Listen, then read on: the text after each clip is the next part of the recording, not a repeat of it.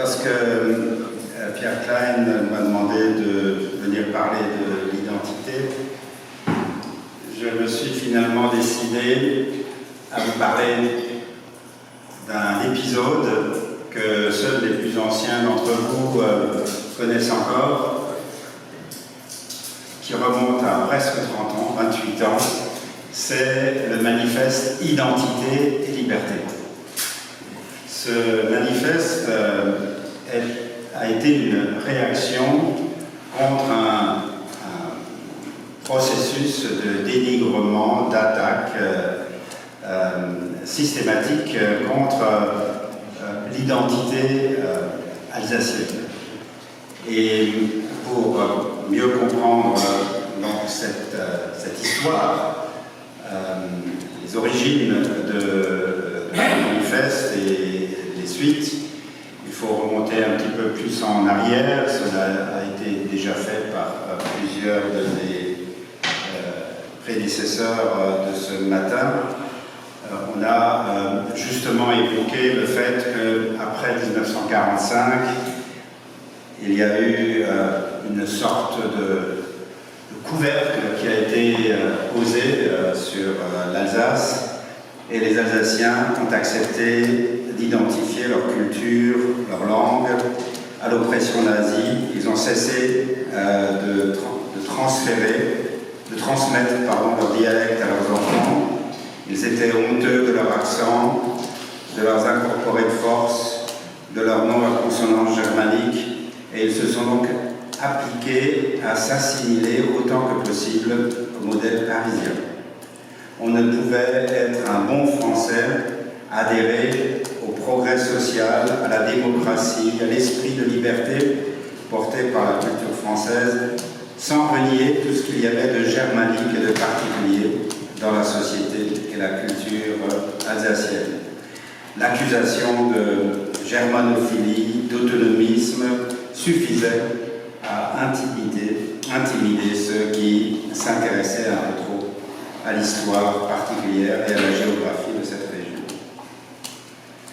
Cette période a continué assez longtemps, et Marc vient de le rappeler, jusque dans les années 70. Puis, à partir de ce moment, il y a eu une certaine ouverture, un certain, un nouvel état d'esprit, très timide encore, lié surtout d'ailleurs à des éléments extra-alsaciens. C'était l'esprit de la décentralisation, la régionalisation, la rencontre par-dessus le Rhin dans le cadre des luttes anti-atomiques, la prise de conscience que la langue et la culture régionale étaient en train de disparaître. C'était le motif de la création du cercle Chikélé. Donc il y a eu un certain renouveau, mais ce renouveau a été très vite considéré comme excessif, comme dangereux, comme inadmissible par les tenants du pouvoir en place, qui étaient représentés par un certain nombre de penseurs présents à l'université, dans les médias, les DNA, les saisons d'Alsace. Et très vite, ces réseaux ont de nouveau relancé avec le vote du Front National, qui devenait de plus en plus marquant, l'argumentation, le discours régionaliste est quelque chose de dangereux. C'est une défense du sang et du sol, Blutenboden, c'est un programme fascisant d'obédience peupliste. On a repris la vieille équation des lendemains de la guerre, alsacien égale autonomiste égale allemand égale nazi.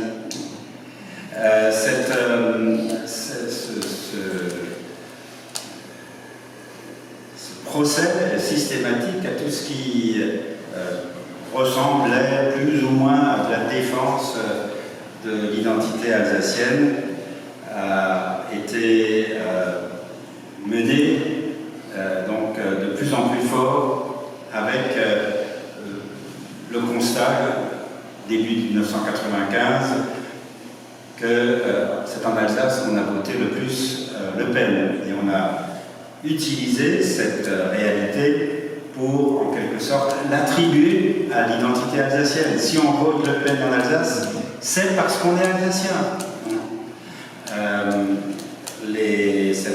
Cette argumentation a été relayée au niveau parisien par les gens qui avaient leur entrée dans la presse parisienne. Et donc, début 1995, vous aviez par exemple cette illustration dans le journal Le Monde. En Alsace, le Front de l'Ordre et du Travail, vous avez donc une tête de femme censée représenter l'Alsace, d'où sort un rat. Il y a aussi eu d'autres caricatures. On voit la cathédrale de Strasbourg bardée d'insignes nazis.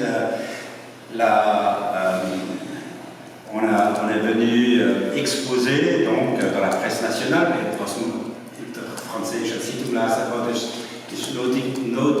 ist l'argument, il y a en Alsace un néo-autonomisme frontalier alsacien. C'est le titre d'un article de Bernard Monod où on explique, alors par exemple, je fais quelques citations, on est en présence d'un phénomène culturel large et profond.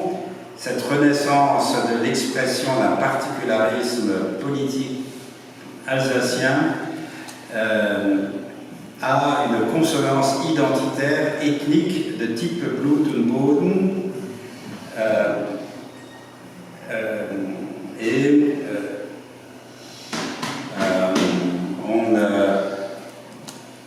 on présente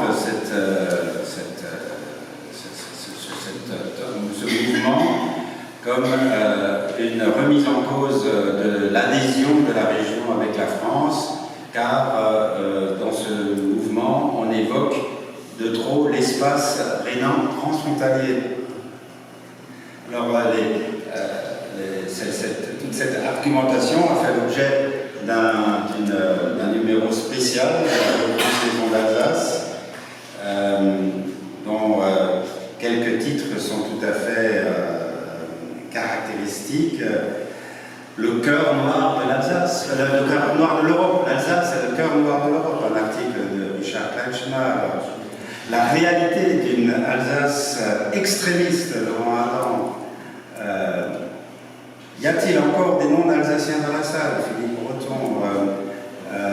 Le galop infernal de la haine traverse l'Alsace, André Atlan.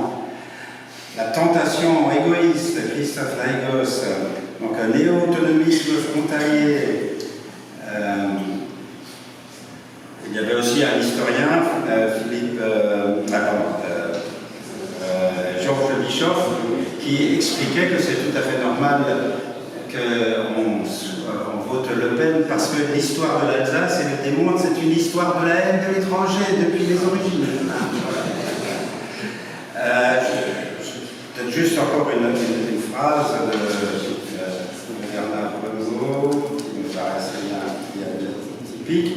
Nous pensons que le vote Le Pen, parmi d'autres raisons, s'explique par le rapport trouble de l'Alsace à son histoire, par l'exacerbation récente et artificielle d'une identité bâtie sur ce qui sépare et non sur ce qui rapproche. Alors, face à toute cette argumentation, juste une parenthèse, toute cette histoire que le vote Le Pen s'expliquerait par des caractéristiques alsaciennes depuis longtemps fait long feu. Maintenant, c'est toute la France qui vote Le Pen et l'Alsace n'est moins plus la région qui vote le plus Le Pen. C'est une caractéristique française, si bien qu'on peut dire que le vote Le Pen en Alsace, ce n'est pas une caractéristique alsacienne, c'est une bonne caractéristique française. Alors, face à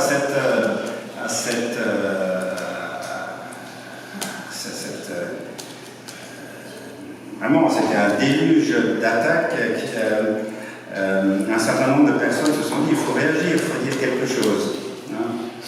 Il faut ne pas accepter ce dénigrement systématiquement de l'attachement à la réalité régionale. Et on a donc publié un manifeste et demandé à tous ceux qui l'approuvaient de le signer. Ce manifeste, donc l'identité régionale, un projet à partager, sorti courant 1995. Je vous lirai juste quelques passages pour vous montrer la manière dont ce manifeste essayait de définir l'identité, puisque c'est notre sujet.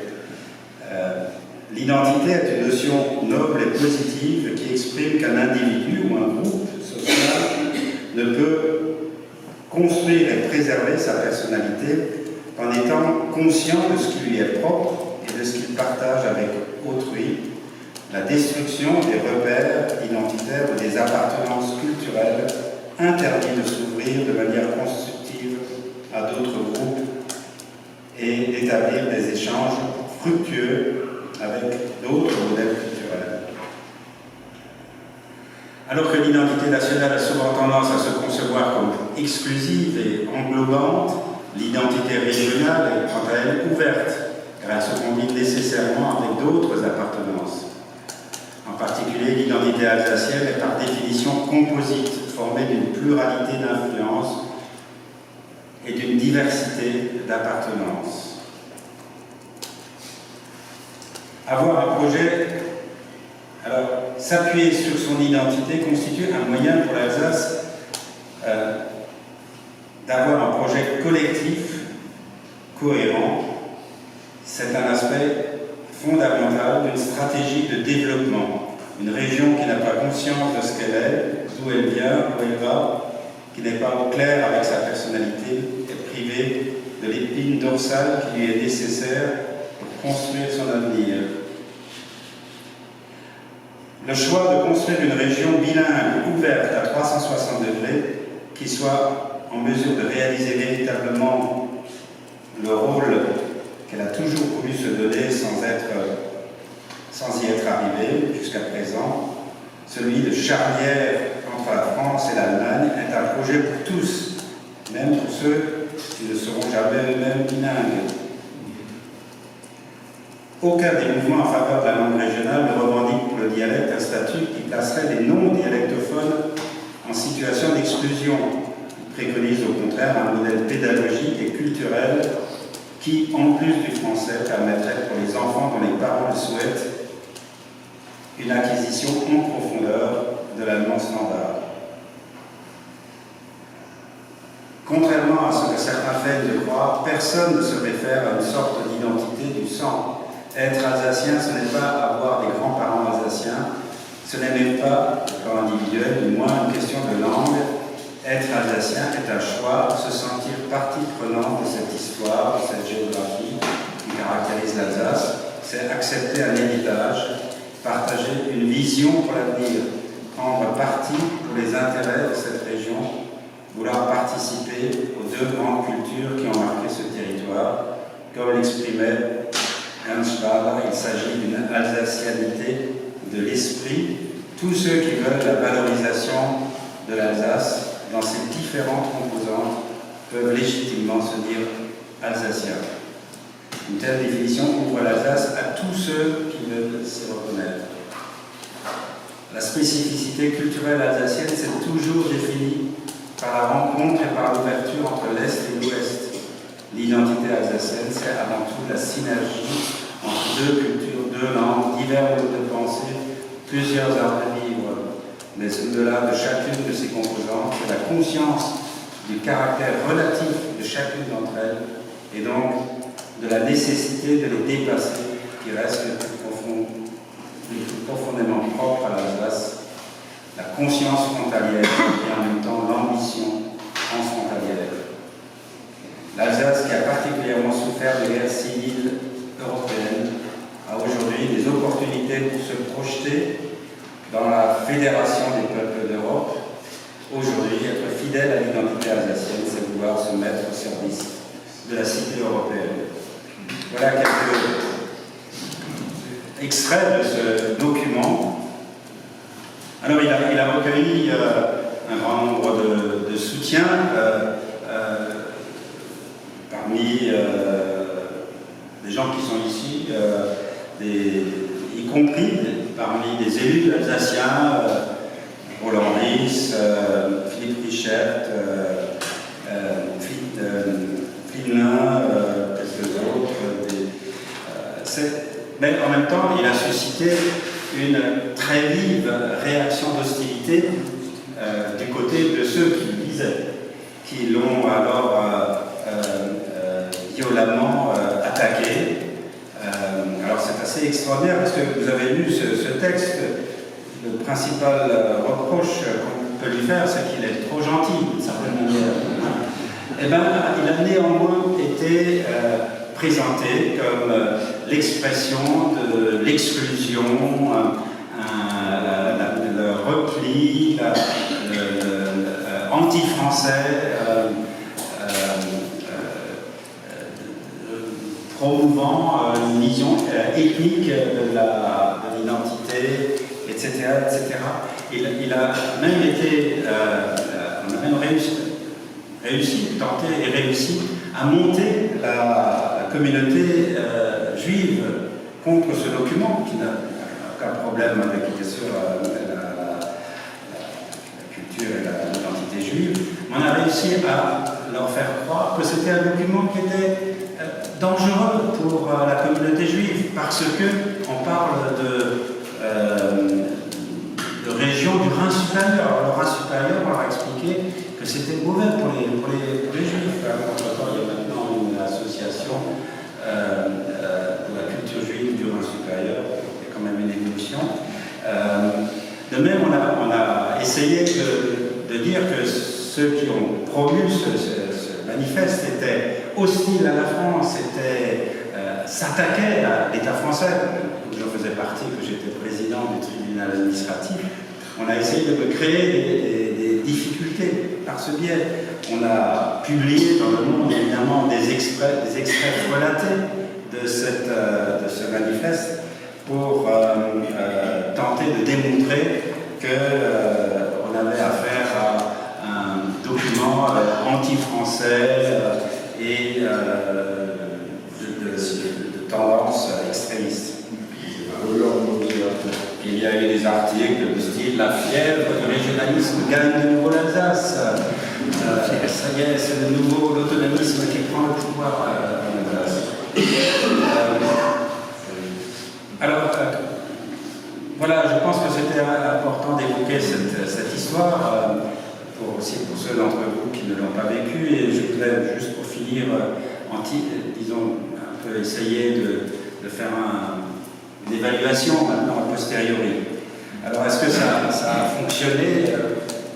D'une certaine manière, ça a apporté un sentiment de soulagement à beaucoup de personnes qui se reconnaissaient dans cette idée d'identité alsacienne menacée, et ils ont été très reconnaissants que quelqu'un se soit exprimé pour réagir. Comme l'adresse de l'identité et liberté était rue des Orphelins, on a reçu un courrier « Nous ne sommes plus orphelins », ce qui exprimait, je dirais, ce sentiment. Mais en même temps, l'efficacité de cette initiative est restée limitée. Sans doute, le retentissement du manifeste a quelque peu intimidé ce groupe autour de Saison d'Alsace, les Remo Boys là, qui ont voulu refermer le couvercle sur l'Alsace. Après ce manifeste, ils ont été moins agressifs et même certains d'entre eux se sont séparés de cette ligne. Mais le groupe lui-même n'a pas trouvé le moyen de se donner une suite, de tirer, disons, de saisir les aspects positifs provoqués par le manifeste pour faire plus et aller plus loin. Et donc le mouvement s'est tassé d'une certaine manière. A posteriori, je décèle une faiblesse et un déficit de ce mouvement, de ce manifeste, qui, je pense, a résidé dans le fait qu'il a trop refusé de se placer clairement sur un plan institutionnel. On revient sur la discussion qui a eu lieu tout à l'heure. Donc on a dit, voilà comment nous voyons la culture alsacienne, voilà ce qui fait partie de nos valeurs, mais on n'a pas dit quelles conséquences il fallait en tirer au plan de l'organisation, au plan institutionnel, au plan politique. Et on peut dire que les représentants du groupe étaient finalement mal à l'aise face à cette question de l'autonomie, qui est toujours encore présente. Et ne voulait bien sûr pas se distancier du terme d'autonomisme, parce que cet autonomisme est une page, je dirais, une page positive et édifiante de l'Alsace, mais en même temps, il ne voulait pas non plus se reconnaître comme autonomiste, parce que, évidemment, on aurait tout de suite profité pour dire, voyez, on avait bien raison, ce sont des autonomistes, ils veulent se séparer de la France, etc. Donc, on était dans une situation d'incapacité de se situer, et je crois que maintenant, aujourd'hui, il faut essayer de dépasser ça et s'engager plus clairement. Alors, il y a un autre élément qui me tient, qui me paraît tenir également à la faiblesse même du terrain choisi, celui de l'identité. Alors, bien sûr, l'identité en soi, il n'y a pas de mal à ça, elle n'est pas dangereuse, elle n'est pas inquiétante, etc. Mais elle reste, à mon sens, sur le plan du sentiment, sur le plan du désir, sur le plan de l'État. Voilà l'État dans lequel nous sommes. Or, ce qu'il faut, c'est passer de l'État à l'action, passer de la reconnaissance de l'être, de ce que nous sommes, à la construction de ce que nous voulons devenir. Et donc, dans l'action plus politique, plus incarnée. Et parler moins d'identité, il faudrait parler moins d'identité et plus de besoins particuliers, de situations spécifiques qui justifient des instruments particuliers, donc un statut particulier. Même d'un point de vue purement tactique, si nous, comme nous ne changerons pas si vite de constitution, il faut s'appuyer sur ce qui est déjà écrit dans la Constitution. Dans la Constitution, on parle, notamment pour les régions d'outre-mer, de caractéristiques et de besoins particuliers. Eh bien, nous aussi, nous devons, en quelque sorte, plutôt que de parler d'identité, nous emparer de ces termes et dire, voilà, nous avons des caractéristiques, nous avons des besoins et des intérêts, et il faut que nous ayons les outils pour les mettre en valeur et pour les organiser. Donc, moins parler de cette identité un peu éthérée et plus de choses concrètes. Par exemple, nous voulons un système éducatif qui effectivement assure une chance au bilinguisme, au biculturalisme. Nous voulons la possibilité de conserver une tradition d'enseignement de culture religieuse. Nous voulons possibilité d'organiser la formation professionnelle en mettant l'accent sur le système dual. Nous voulons pouvoir travailler davantage par-dessus les frontières dans le cadre de rang supérieur, et tout ceci exige que nous ayons donc des outils, des pouvoirs, des compétences, des moyens d'agir, et donc mettre plus l'accent sur les moyens d'agir que sur l'aspiration à agir. Je pense que les Corses l'ont mieux compris que nous, ils veulent des instruments d'action et ils ont trouvé une référence pour expliquer leur situation particulière. Ils parlent de l'insularité. Ben, nous, faisons pareil, trouvons-nous un concept qui nous permet d'affirmer à la fois la légitimité et la nécessité d'une action spécifique, et je propose la rhénanité.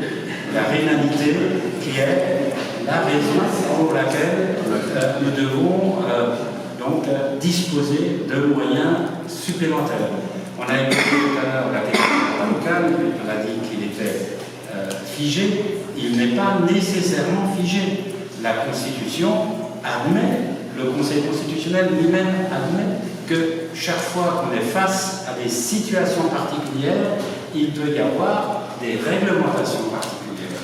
Et donc, démontrons que nous sommes dans une situation particulière qui justifie un droit local évolutif et novateur. Merci beaucoup.